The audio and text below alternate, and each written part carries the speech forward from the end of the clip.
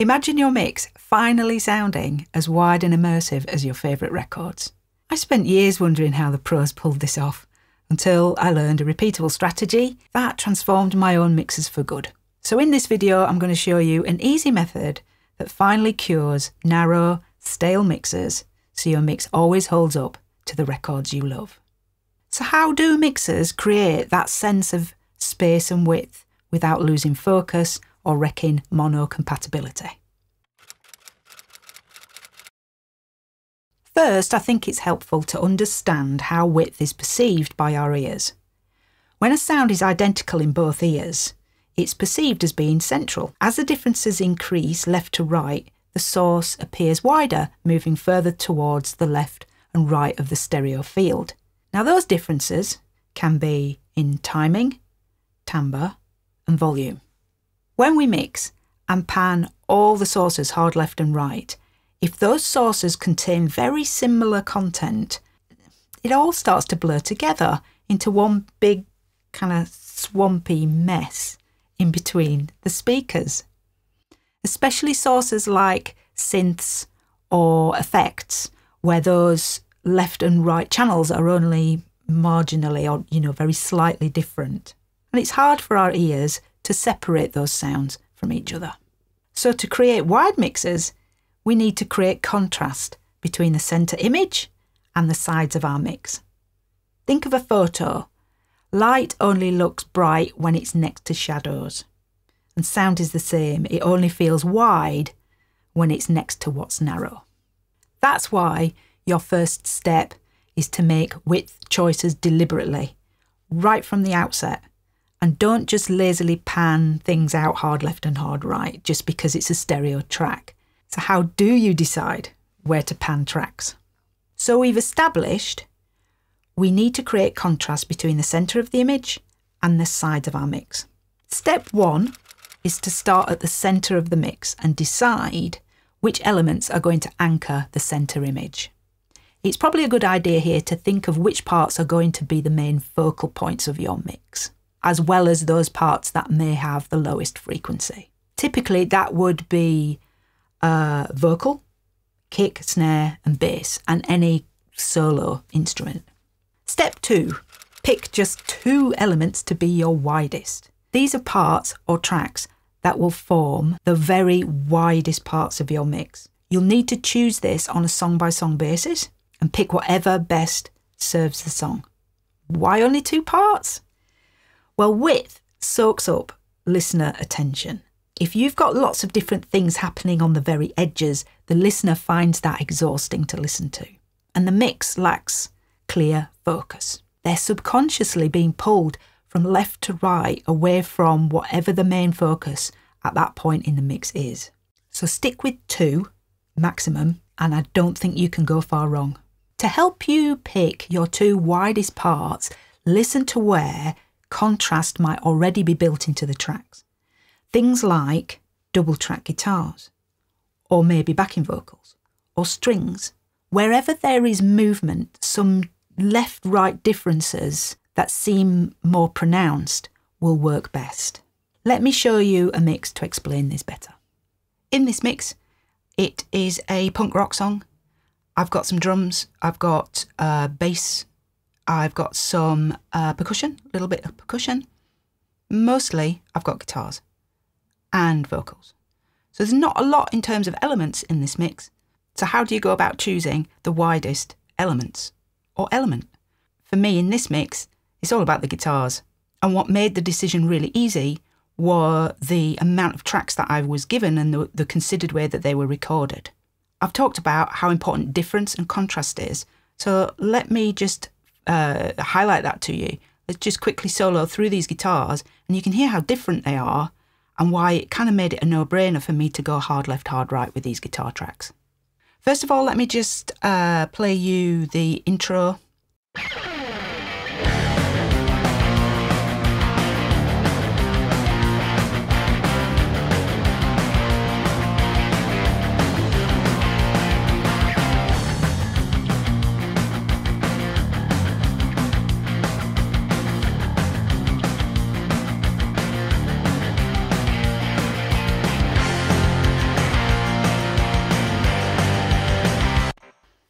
That was more than the intro. That was the intro into the first verse and then into the first chorus. I've muted the vocals so that you can just concentrate on the guitars. The vocals obviously were my centre point. They were my focal point. So they're pan centre, along with the usual suspect, kick, bass, snare, as you would expect. So if you look at the tracks, I've been given 2 sets of rhythms, lefts and rights. And then I have a double or 2 doubles. And then finally there's a solo guitar, which is pan centre. So why have we got 3 left hand and 3 right hand tracks? It's all about difference. And this is something you can think of ahead of time when recording your tracks. Let's take a listen to this first left guitar.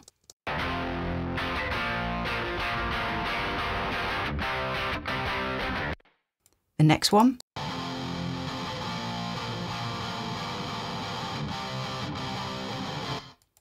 And then the last one.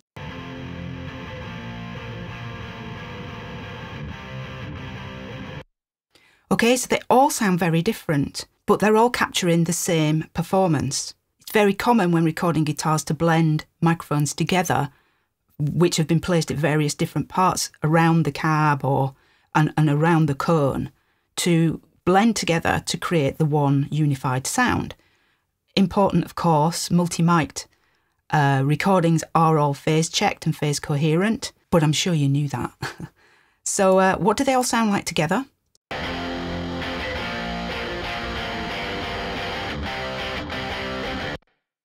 Okay, what about the right-hand guitars? Let's listen to those. First one.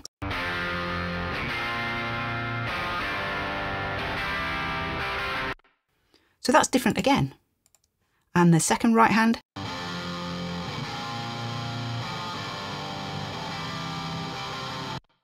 Okay, and the third one.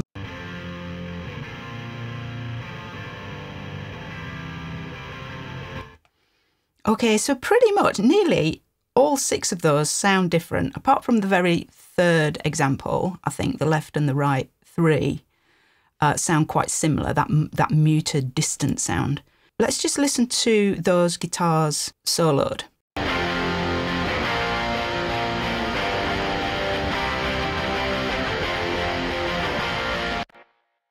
Okay, that sounds wide already. So I was able to spot that there was so much difference going on there that it made complete sense to pan those hard left, hard right. Made the decision easy. So some of you might have really overthought this and gone with spreading those 3 left-hand guitars out at different panning positions. So let's try that. Let's leave the top one out at 100. Let's bring the next one in to 50. And then let's bring the other one in to, say, 30 wide.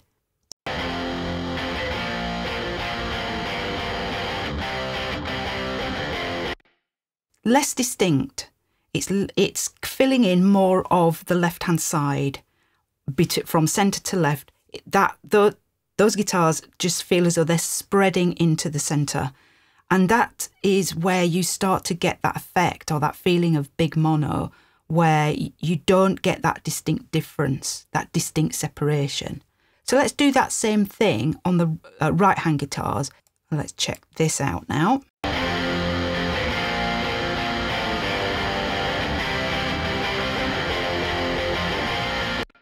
Still sounds great because we've got because of the difference that's built into the tracks. I'll do this in the edit so I can just do a quick A/B between this more spread out panning idea versus hard left, hard right on these guitars.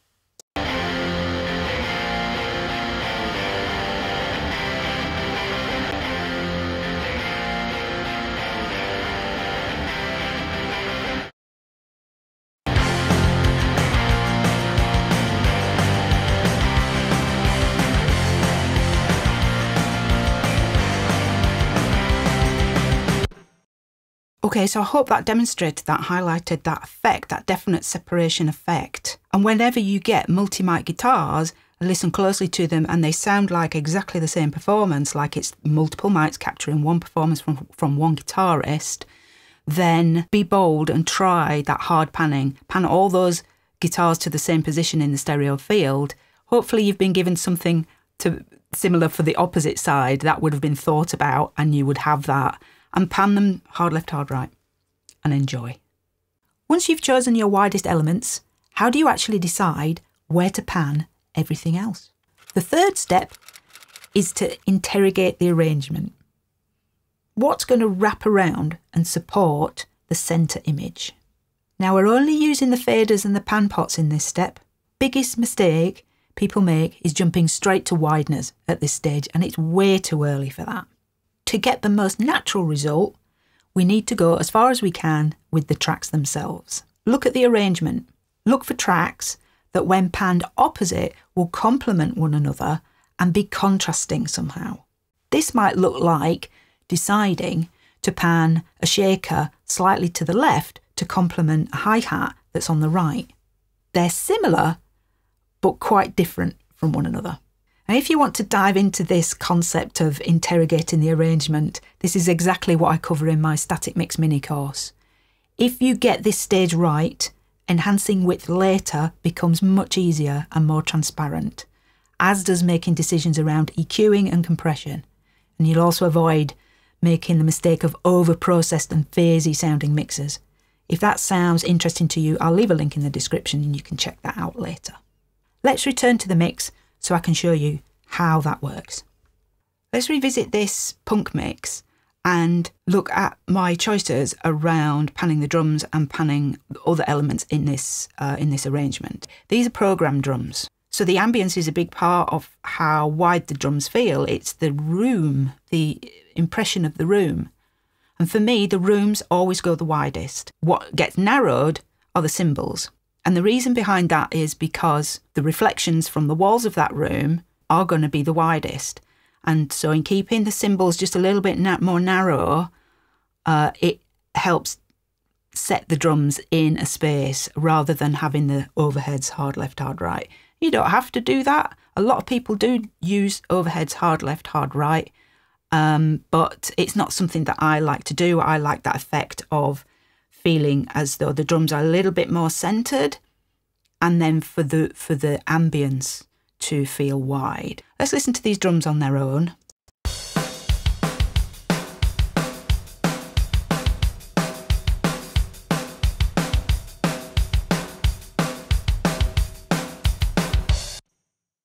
So you can hear an ambience around them, and I want to retain that. I want to keep that. What I've been given are stereo tracks, so a few stereo tracks. Some are mono, but the ambience tracks, and there's a snare kick track here that I've also kept hard left, hard right. Let's investigate those. First ambience.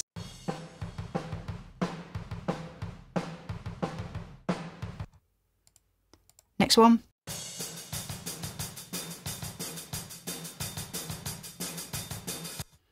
So that's our hi-hat, which wasn't present in the first ambience. And then next one.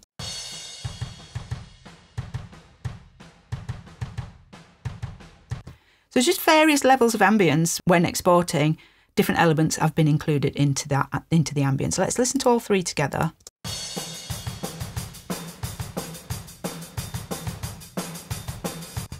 So all three together give us a really nice full sounding, not full sounding, but a nice coverage of the drums, all with nothing too obvious that is out of balance. The kick and the snare feel similar levels. And that just happened to be how the producer exported the tracks. They sounded great to me, and these are, to me, sound like room tracks, so I've kept them hard left, hard right. So what about the cymbals? We've got overheads, hats, live hat, live ride. Some of the cymbals are real. First of all, let's listen to the overheads. I've panned these 80% left and right.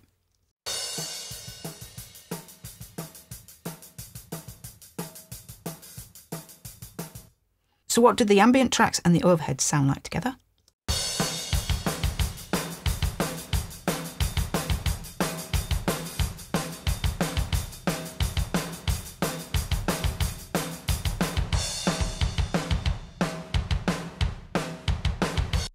So the overheads really are just bringing forward slightly. The snare feels as though it's got a little bit more attack to it.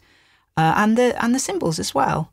We've got hats here, which I've panned 75 left.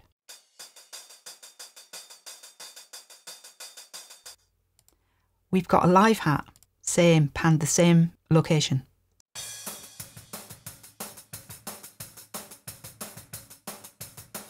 Two together.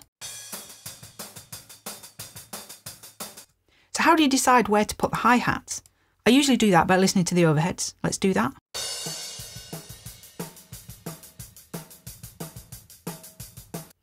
So they sound pretty central, don't they?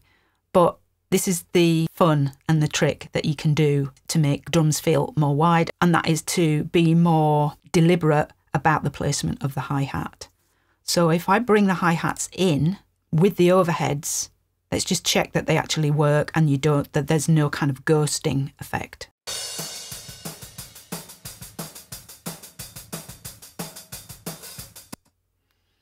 So that works fine. I don't hear any issue there. So that's a trick. Pan your hi-hats to get a little bit more width out of the drum kit. So what's going to be on the opposite side? In our case here, we've got a ride cymbal.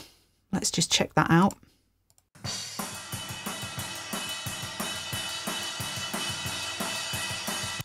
And the great thing about that is that it's building in movement. So we've had, throughout the verse, we've had the hi-hat on the left-hand side, toms as well if they've been played.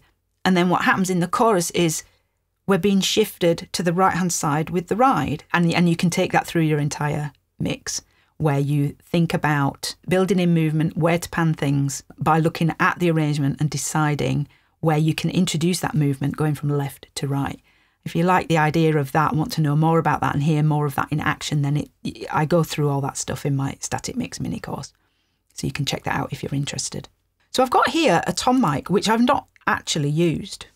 I don't know why, I can't remember. Let's listen to it.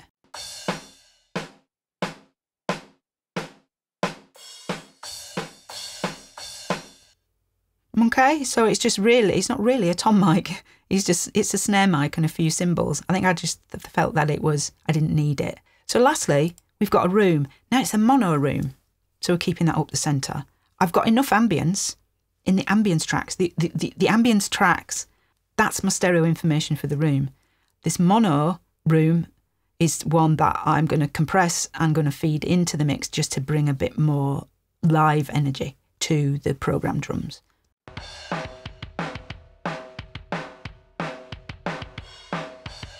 Okay, so the drums all together.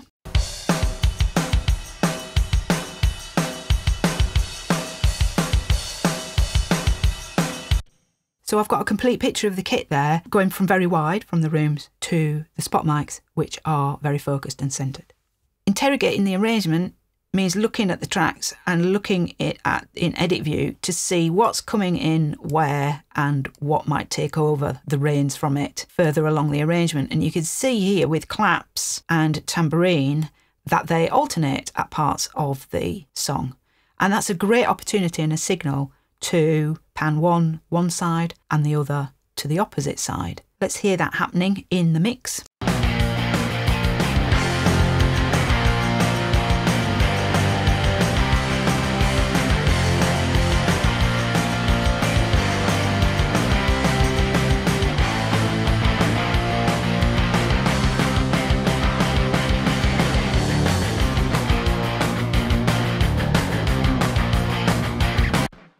Okay, so I think I just want you to take away from this to think about movement all the time, from taking the listener to one side to the other. But notice these aren't hard left, hard right, because we've already decided the guitars are going to rule that spot.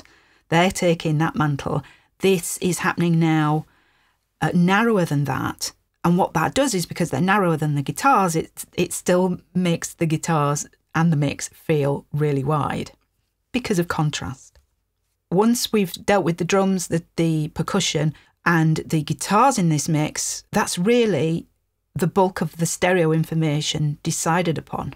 All that's left are the vocals, and we've got a bunch of vocal doubles and some backing vocals. When I've got doubles and harmonies, I do tend to spread those out to different points in the arrangement, and then the background vocals themselves, they will go hard left, hard right. Got the main vocal here through the verses. Separated out are the chorus vocals, main vocals. And separate again are the bridge vocals. There are a couple of double track vocals that are reinforcing the chorus vocals and some harmonies that come in through the chorus as well. I want to kind of spread those across the image. I feel as though I've got gaps to do that because the guitars are so hard left, hard right. The percussive elements are in between there. So I kind of want to take the vocals either side of the percussive elements. So the harmonies are panned 30 left and right. The double tracks are panned 70 left and right. Then the main vocals are panned up the middle. The backing vocals are all hard left, hard right. But interestingly, what I decided to do in this case is actually just narrow them up a little bit. So I'm still leaving a little bit of a gap for those guitars to be the absolute widest. Just bringing them in ever so slightly. Let's have a listen to that. What I want you to hear is the movement again. I want you to hear where the double track vocals are, where the harmony vocals are, and the backing vocals. So we'll start at the verse and go through a chorus to check that out. Hurry, hurry, hurry, kids on the school bus, always in trouble, banned from the youth club. Hurry, hurry, hurry, first love or first blood, smoking and drinking, rushing to grow up. Dreaming of freedom, back in your bedroom. If I knew what I know now. Looking back, the future's bright, got 20/20 vision with hindsight. Okay, get that interesting, the claps on the right coming in there to, a bit of fairy dust on the right-hand side there for interest for the listener. Once you've built a natural, realistic sounding stereo field, how can we get even more size without making it overly artificial or messy? In step 3, we've gone as far as we can with the panning and levels. Step 4 is where we get to play around with some fun plugins and tricks, but don't fall into the trap of slapping artificial wideners on everything and just cranking them up. They sound great when you first apply them, so it's easy to go overboard, but tread carefully and listen closely. Going too wide on the mix bus, for example, makes the vocal sink back into a hole that kind of suddenly appears in the middle of your mix. So be really mindful of that. Let me show you how to use artificial widening across a mix without going too far. In this mix on the mix bus, the artificial widening that I've used is on the BX Digital, and it's this stereo width knob here. That's set to 120%. That's about as much as I would ever go with widening on the whole mix. What I'm also doing here is to enhance that sense of width even more is on the stereo section of this plugin, I've boosted the side frequencies using a shelf at 8K by 1.5 dBs. This is a tip. This setting is what I've picked up from watching Andrew Sheps. He uses this on his mix bus, and I've been using it as well for years after seeing him use it, and it never fails to work for me. What I do is start off the mix with the stereo width at 0, and later on at some point in the mixing process I will start to increase that. So I'm always trying to do the most I can with the dry tracks before reaching for an artificial widening effect. I'll start with this bypassed on a chorus and I'll bring it in.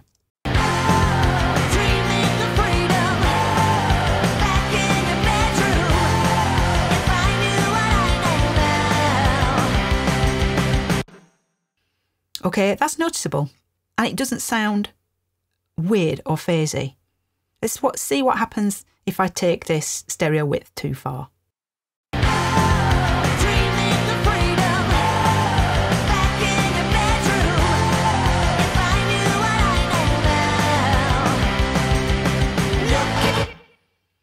Yeah, didn't like that.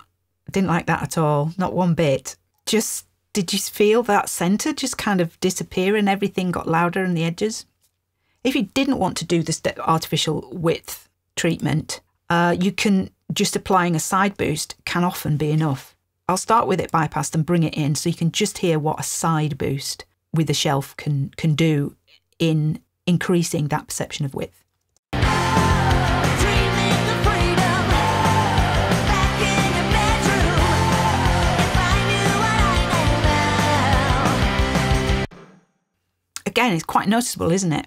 It's a trick mastering engineers have been doing for eons. So I think it's fine for us to nick it and apply it to our own mixes. One less thing for them to do. The key is to keep it subtle. And when you get to that point where you've taken it too far, which I hope I demonstrated, where the centre starts to just shift and go backwards, that's too far. Just be considered and subtle and apply these sorts of techniques across the mix at various different places so that they all add up at the mix bus in a way that gives you a really naturalistic result.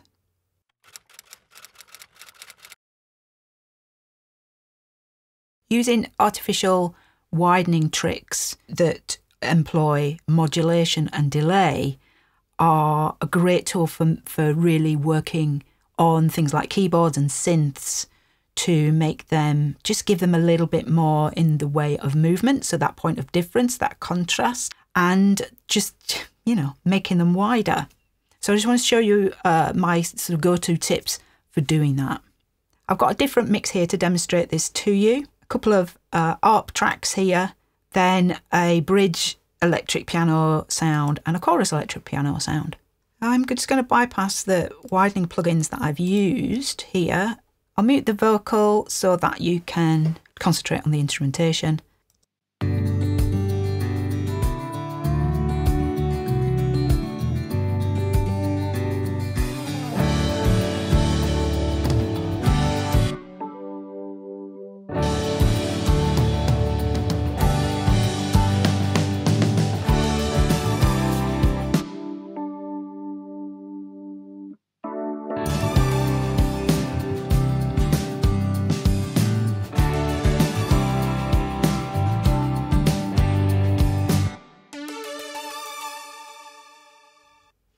Okay, so when I look at an arrangement and I see stereo synths, stereo keyboards, immediately I think, how am I going to make these stand out in the mix when I've got guitars, drums, vocals and everything going on?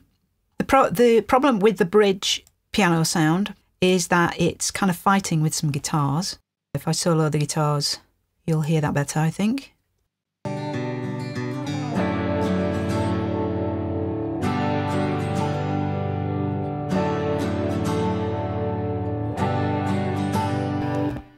Okay, guitars are my widest element in this mix, those particular guitars. Problem is, so is my electric piano. But, the guitars are treading all over it. So I just want to push it outside of the guitars a little bit, just for separation. They're a supporting part. I don't intend for these to draw the focus away from the vocals or those wide guitars, but I just want to separate them a little bit. So I've just pushed them a little bit wider using the S1 imager. So let's just check that out.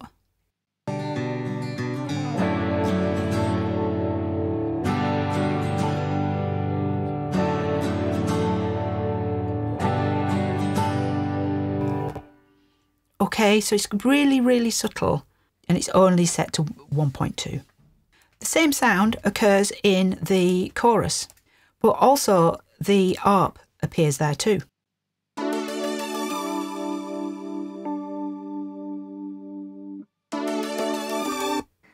If I solo it with the guitars,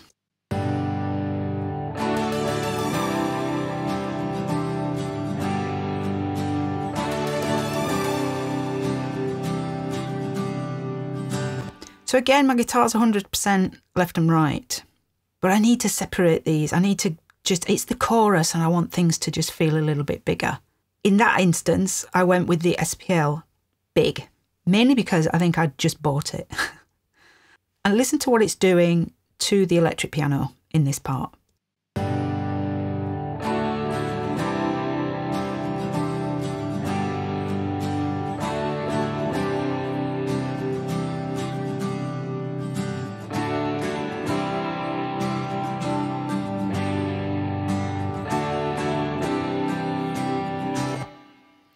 Really filling out the sound, making it feel much thicker and a touch wider.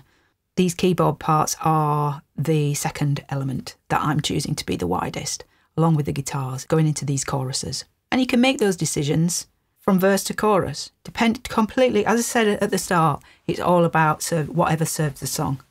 I often will go to modulation to create that sort of point of difference. And my favourite way to do that is to use like a tremolo. Let's do that as an alternative to the SPL Big on this electric piano. And what I look to do here is just basically accentuate any sense of movement that's already built into the sound. So if you listen to this piano, it's already kind of got a wobble being hinted at in the recording.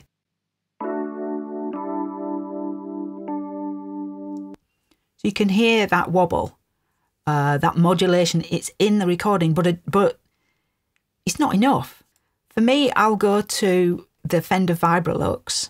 It's following the tempo of the session. And what I do straight away is bring the depth all the way to minimum, turn this on. And then what I'll start to do is turn the depth up to get more of a sense of that wobble.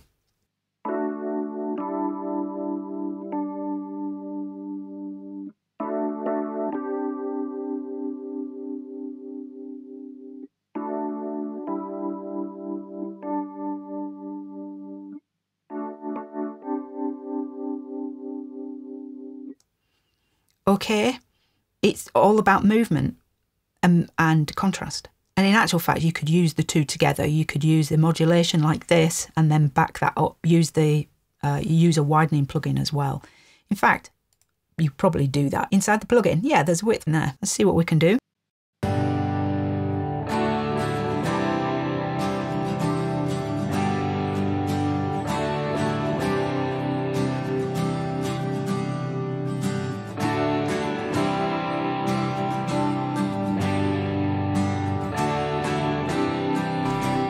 Because we've added that more obvious wobble to it, I feel as though it needs to be a touch louder. So I may just bump the output up a little bit.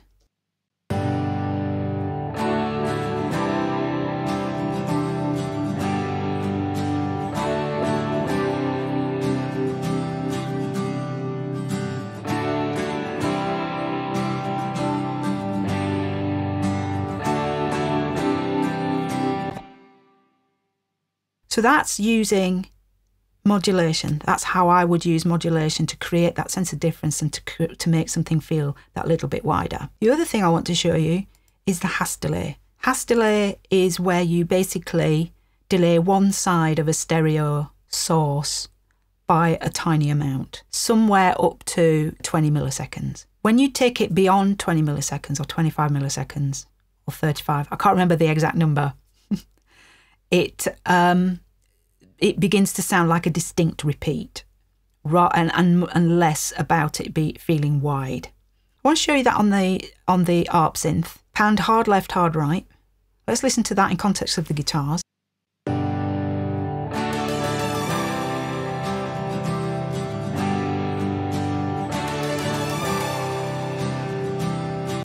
So again, it feels quite central, doesn't it? There's not enough happening left and right. They're slightly different, but not enough to give you a really good sense of width. So when I see that, I like to just see if I can make more of it, really. I like to use things like auto panning as well. The Brow & Motion plugin is great for that. But what works really, really well is the Hass delay. These two tracks are mono, a left and a right. So I just put the mod delay, which is a very basic Pro Tools mono delay, on one side and delayed it by 15 milliseconds. So if I'll bypass it and I'll bring it in.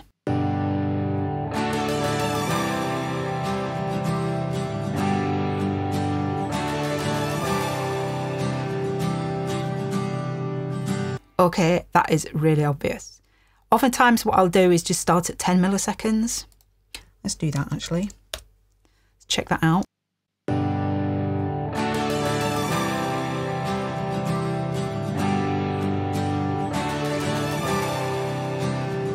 That's enough to my ears. That's great. And what it does is it pushes the sound outside the speakers.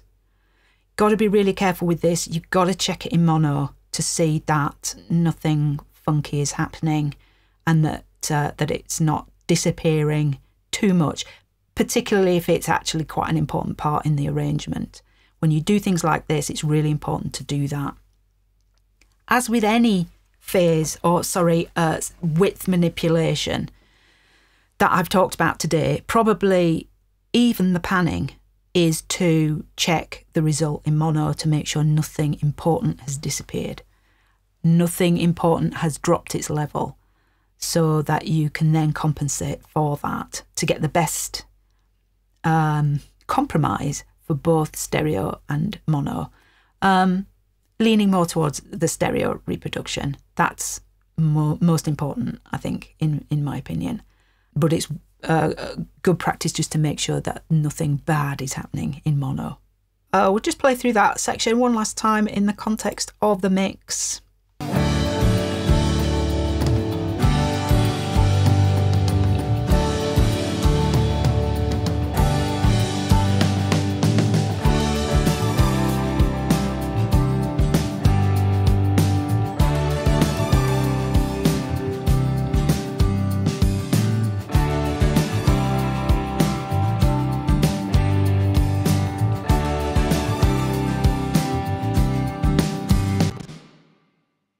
Be mindful when you apply these tricks that you don't go too far. You don't want them to become too distracting to take the focus away from the main element in that particular part of the arrangement. Make things too busy and it just gets too distracting and confusing for the listener. Secondly, is it messing with any other element that's in the same position? Solo the two together, solo the groups of those two instruments together, just to really fine-tune the positioning and the location of the parts. I've just shown you the 4-step process I go through to enhance width in any of my mixes.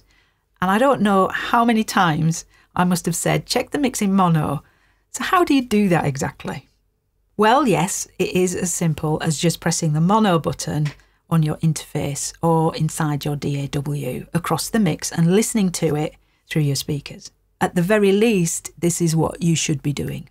A mono speaker is even better if you have one, but there are other tools that you can use to help you decide if something is helping you or harming the mix. The ones I go to most often are a stereo image meter and a correlation meter. Let me show you the basic idea. A correlation meter shows the phase relationship between the left and right channels. Let me show you what to look for. You can usually find correlation meters on a whole host of different plugins. This is the Masterdesk Pro from Brainworks, and you can just see up here we've got balance at the top, left, right, and we've got correlation at the bottom. You can see that to the very right it's +1, to the very left it's -1.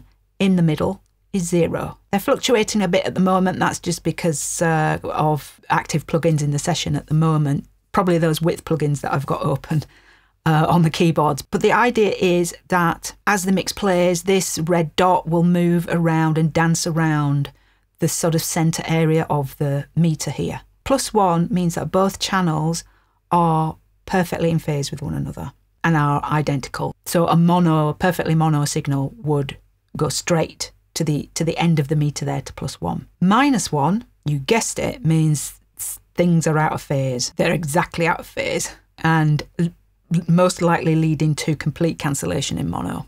In the middle though, 0, that's kind of like the Goldilocks zone. It means that the left and right channels are quite different from each other and you've got a nice wide mix. What's important to look for here is that this dot isn't dancing around between 0 and -1 for most of your mix.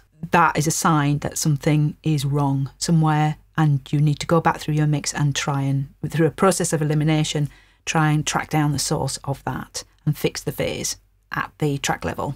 A well-balanced mix typically hovers between that 0 point and +1. It's moving around all the time, but then when you see that, it's all good. Don't worry if you do go to the left-hand side towards the -1 occasionally. Don't worry. Just check the mix in mono to make sure with your ears on speakers, just to make sure that nothing sounds too far off what you intended. Let me play this mix so you can see what's happening here with this correlation meter. You'll be shining through blue skies, shining through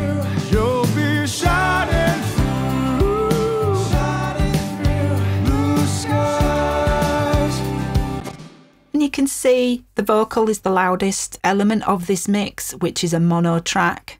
And you could see that when the vocalist sings, the red dot is moving closer to the +1, kind of perfectly mono scenario. Another meter that I use a lot is this stereo image meter in Metric AB. But what this does is it maps the width of the frequency spectrum. So I'll use this to compare my width, the width of the mix, to the width of the reference track.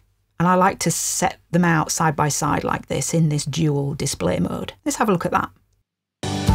You'll be shining through blue skies, shining through. You'll be shining through blue skies, shining through. So you could see that you could perhaps take away from that maybe there is more width in the low end on the reference track. You could see it was kind of moving around a little bit, and it was definitely wider because of that shadow that you could see. What I like to do is try and keep the lower frequencies of the mix as mono as I can, because again, it's all about that point of difference. It's keep anchoring the center and keeping that focused and solid, so that then when we get into the mid-range, things start to then really widen out. And then as we start to get into the high highs, the very high sizzly stuff, tops of the cymbals and things, I generally bring that back in again. You'll be shining through blue skies, shining through. I'll check choruses against the reference chorus. I'll check my verse against the reference verse and make any necessary changes I feel that work in the context of my mix that serve the song, using the reference track as a guide, really. But this is another great way, another great use of reference tracks to help you make those width decisions. Also gives you a good clue as when to stop, when you may have gone too far. Getting mix width right starts with the foundation. My static mix mini course will take you through all the decision-making process to set up a mix that already feels balanced and open before you even touch a single plugin. And once you get that foundation right, you can build off that using the strategies I've spoken about in this video. The results are bigger sounding mixers that stand up to the records you know and love. But here's the next step. The fight for width happens less across your whole mix and more in the mid-range, where the guitars, vocals and keys are battling it out. So watch this video next, where I'll show you how to use mid-side EQ to clear up that mid-range. And yes, you'll also get a glimpse of my sad COVID hair. That's all from me. Thanks for watching. Remember to like and subscribe, and I'll see you in the next video.